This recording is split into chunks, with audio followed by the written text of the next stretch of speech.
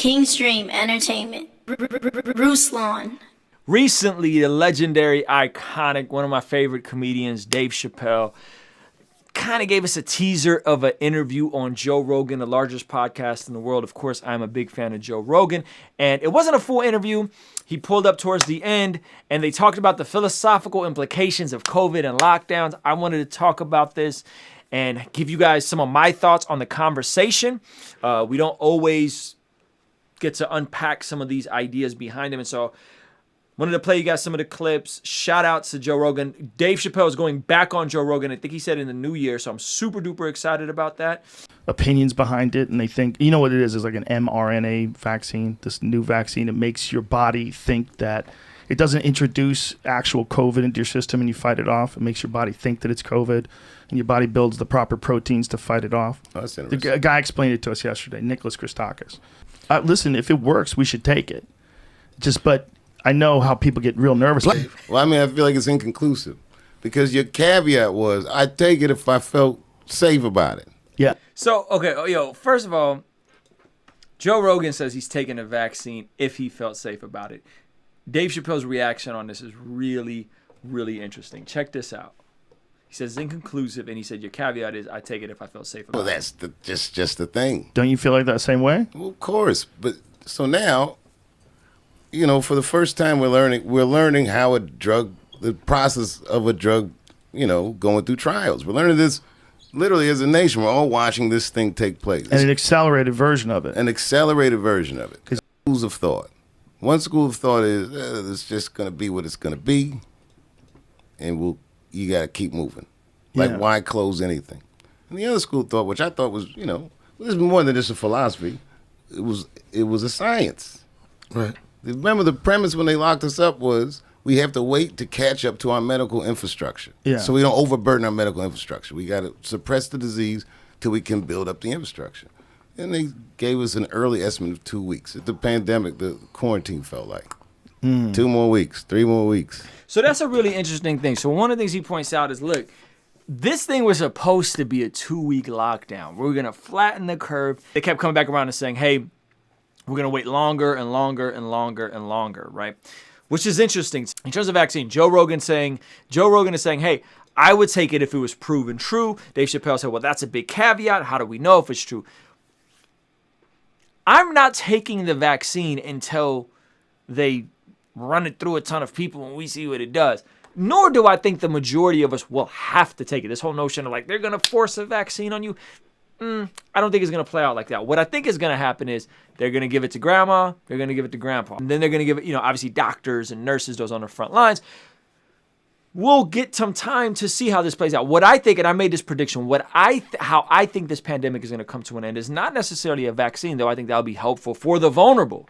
How I think this is going to play out is that I think rapid testing is going to fast track so much that they'll have the rapid testing done that it's accurate and it's cheap and it's affordable, right? Meaning that folks who want to go to the movies will pull up and get a rapid test for $5, $2, $3, and they'll get tested. We'll know if you have it right away, and if you don't have it, you're allowed to enter the movie. If you don't have it, you're allowed to go into the concert. If you don't have it, right, and we'll all walk around with some type of app or something that says, hey, right here, it says I'm negative today, right? I think that is more likely the solution in this situation. Here's the thing. We never signed up to let people tell us that we can and can't take risks or go to work. This is huge right here. Listen to this part. And by saying that if you do it, you're going to kill other people, that's what changed the game. Right. And so everybody has to figure out how much of that they're willing to accept and how much of that are they not, and whether or not they're willing to take a shot, take this vaccine without, knowing the long-term effects of it or worrying about the long-term effects of it. And some people are naturally averse to taking any kind of medication. They don't want to do it. And other people are like, if you tell me it's good and all the doctors agree, right, and that it'll help mankind, but So let's not get into weeds here about vaccines and a vaccine's good, vaccine's not good. There's tons of information going either way. Here's the idea I wanted to point out to it. What Rogan said was, he said, listen, they didn't tell us that we couldn't go outside. They didn't tell us that we couldn't do certain things, right?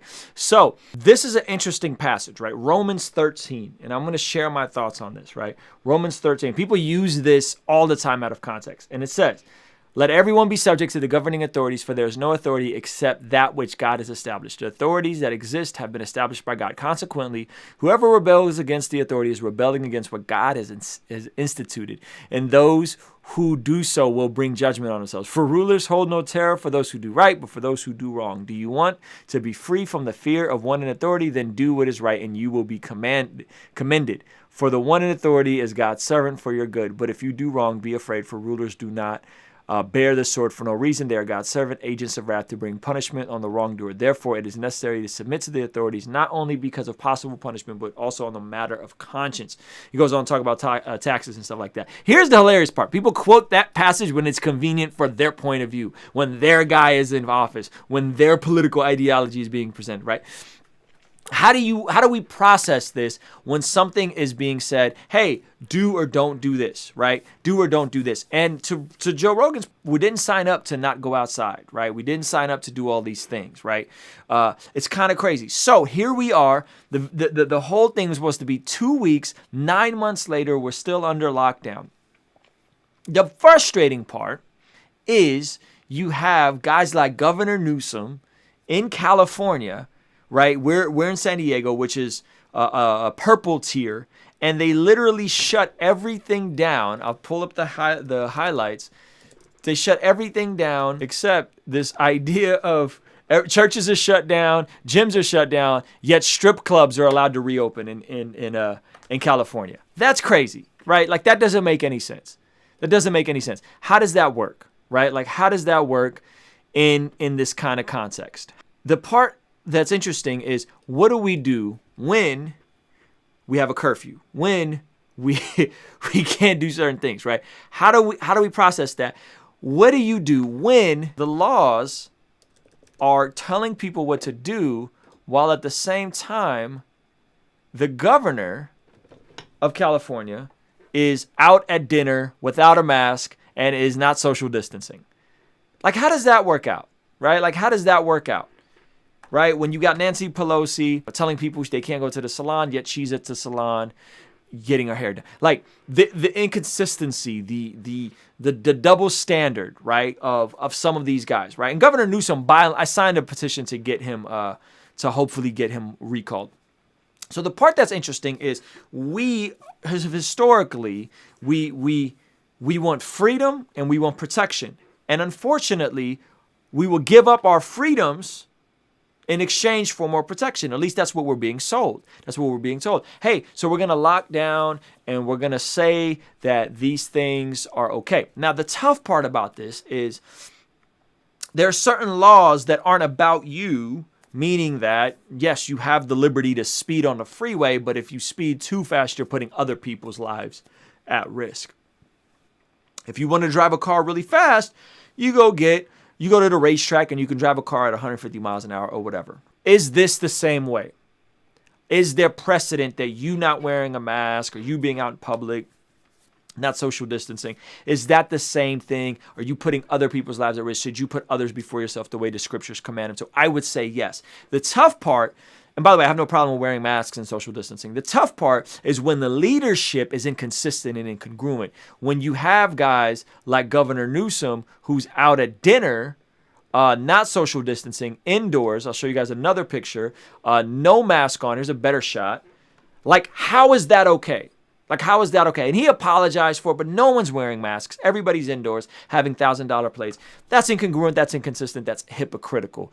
And how do we then process that? Like, how do we process submit to the governing authorities? Well, what about when the governing authorities are wrong?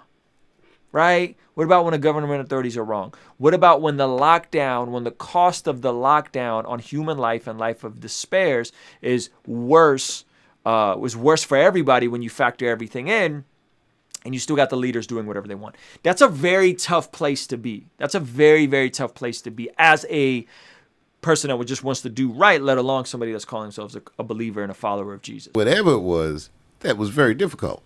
Yeah. That was very difficult. Very difficult. You know, I was fine, but not knowing when you can work, not being able to move around, not being able to see my mother, you know, the whole thing. And COVID is an accelerant on this process that I could have never imagined. Yeah. You know, They're locked inside, man. People are stuck in a house with their choices. Do you like your house? Do you like who you're with? Woo! Do you like these things you've accumulated? I hope you like them because you're stuck with them. People are stuck in the house with their choices. Do you like your house? Do you like who you're with? Whoo! Dave Chappelle, this is deep. Listen. I make great choices. I like my choices. You know, when I was faced with it like that, I was like, whew, I had it much better than many people. But imagining people doing that in mass, it's pretty powerful. It's a pretty powerful thought. What does this do to a society? This type of isolation and almost forced reflection. Yeah, Forced which is not necessarily a bad thing. Right. And we've always talked about how life is a rat race, right? People get stuck in this rat race. It feels never ending. It's not good that all these people lost their jobs. It's not good that all these people are going to lose where they live. No, but not at all. It might help some people recognize that if you just keep going in this rat race, it never ends. You got to figure out a way out. And now is a better time to figure out a way out than ever, because you kind of have to. You kind of have to. And society as it existed 10 months ago, it's not the same place. It's not the same. Do you like the life that you've built for yourself? And I talked about this idea of the logos, the ways of God manifested itself in Jesus, right? Manifested itself in Jesus. Check this out. Jesus, one of the most popular passages, Matthew 7, he says, therefore, everyone who hears these words of mine, remember we talked about the ways of God, living your life God's way, right? Everyone who hears these words of mine and puts them into practice is like a wise man who built his house on the rock. Building your house on the rock. The rain came down, the stream rose, and the winds blew and beat against that house. Yet it did not fall because it had its foundation on the rock. But everyone who hears these words of mine and does not put them into practice is like a foolish man who built his house on the sand. The rain came down, the stream rose, and the winds blew and beat against that house, and it fell with a great crash. Dave Chappelle said, I like my choices, therefore this isn't hard for me, right? For me, this lockdown, because I'm happy with who I'm married to, I'm happy with where I live, I'm happy with what I do for my job, I made certain precautions, I stopped traveling, I stopped being dependent on certain revenue streams. I'm good. I'm good, regardless on how tough it is, right? And so he says this is a forced self-reflection time for a lot of us. Stopping and figuring out, do you like your choices? Do you like your choices? Do you like where you are in life? Do you like what you've built your life on? I told you guys this earlier. I don't need to defend my faith, right? I don't need to defend my faith. I will. Historically, I'll give you guys all the reasons, but I don't need to defend my faith because Jesus said, wisdom is proven right by her actions, right? You will know them by their fruit. Wisdom is proven right by her actions. Based on the actions, by the grace of God, that I've consistently kept pressing into living my life God's way, consistently pressing into handling my money God's way, handling my marriage God's way, handling my friendships God's way. Therefore, I'm okay with my choices. At the end of the day, are you happy with where you are? Because it's very easy to deflect and say it's so-and-so's fault. It's this person's fault. It's that What happens in your house, I've said this before, Dave Ramsey quotes, more important than who gets into the White House or what happens in the White House, right? Build your life on the rock. Build your life on the rock of Jesus. Live your life God's way. You'll be in God's will. Right? Live your life based on the ways of God, the logos of God. Instead of having to make sense of all this stuff and spending countless amount of time trying to figure it all out, it's okay to say, I don't know. I don't know. And I'll tell you what, when this whole thing first hit, I was scared. I was terrified. And what did I do? No weapon formed against me shall prosper. Fred Hammond, every morning, playing that record, worshiping, pressing into Jesus. In my fear, pressed into worship, pressed into God. And I'm not afraid. And as this thing is played out, not to flex, not to boast, forgive me if I sound unsympathetic here. This has been one of the best years of my life. This has been one of the best years of my marriage, my family, my business, right? Because I'm happy with where I'm at. Because like Dave Chappelle said, I've been intentionally making good choices, and I've been intentionally telling you guys to live your life God's way, handle your money God's way, handle your relationship God's way, handle your, all these different things, handle it God's way. You're going to be good. You're going to be in God. I'm not saying your life is going to be perfect. It's not what I said. I say perfect. I said good, right? So marinate on this verse, Matthew 27, right? Matthew 7, 24 through 27, right? Build your house on the rock of Jesus. Build your house on the ways of God. Right? They're right there. It's right there for you. And so, hopefully that encourages you guys, man. King's Dream Entertainment. Ruslan.